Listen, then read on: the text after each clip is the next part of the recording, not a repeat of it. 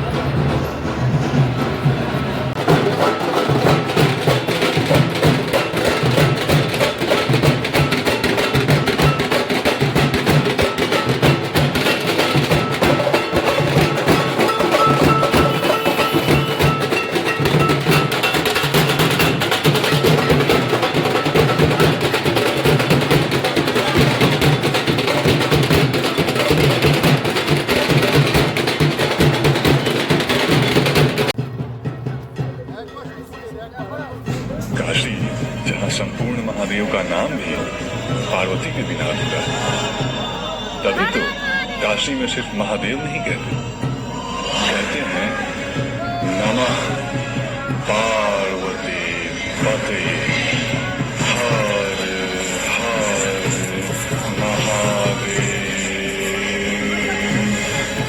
Kashi